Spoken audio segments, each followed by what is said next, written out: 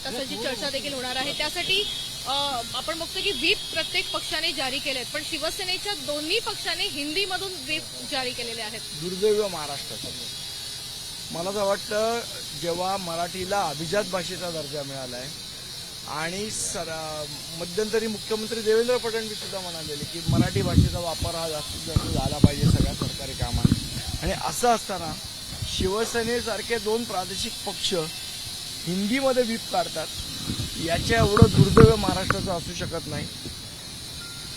अतिशय दुर्दैवाची गोष्ट आहे। मला तर वाटतं जनता उत्तर देईल।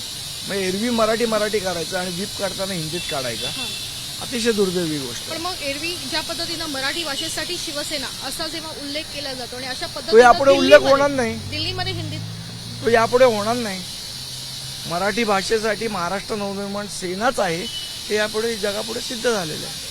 अनेक वेगळे जे पक्ष आहेत त्यांनी आपापल्या भाषेमध्ये आणि इंग्रजी भाषेमधून व्हीप खरं तर जारी केलेले बघायला मिळत आहेत, पण हिंदी भाषेचा व्हीप जो आहे तो नाही, पण इंग्रजी कशाला आणि हिंदी तरी कशाला? तुमच्या सगळ्या खासदारांना मराठी येतं ना, काही येत नाही? येत असेल तर मराठीत व्हीप का नाही? भूमिका काय असावी ज्याचा त्याचा प्रश्न आहे, पण व्हीप तर मराठीत काढा। का तो मुसलमानांना कळावा म्हणून हिंदीत काढलाय हे बघावं लागेल। वक्फ बोर्ड बद्दल खरं तर विधेयक थोड्याच वेळात सादर होणार आहे, पण वक्फ बोर्ड आणि हिंदुत्वाचा काही संबंध नाही असं संजय राऊत म्हणतात।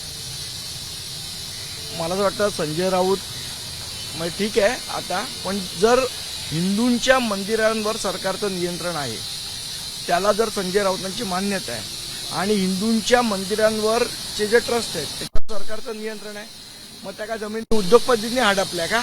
त्या ट्रस्टच्या पण जमिनी आहेत ना, त्या उद्योगपतींनी हडपल्या नाही, मग याच जमिनी हडपणार आहेत का उद्योगपती? त्यामुळे कुठला तरी कुठेतरी संबंध लावायचा मला असं वाटतं आणि आपली पोळी भाजून घ्यायची। कारण शेवट कसं आहे, मुसलमानांनी रांगा लावून यांना मतदान केलंय, त्यामुळे त्यांच्याबद्दल बोलणं क्रमप्राप्त आहे। म्हणजे उभाठ्यांनी पुन्हा एकदा हिंदुत्वापासून दूर गेल्याचं हल्ली असं म्हणतात की उद्धव ठाकरेंनी चांद बघितला की ईद साजरी होते, त्यामुळे बघितला असेल चांद। एबीपी माझा, उघडा डोळे बघा नीट।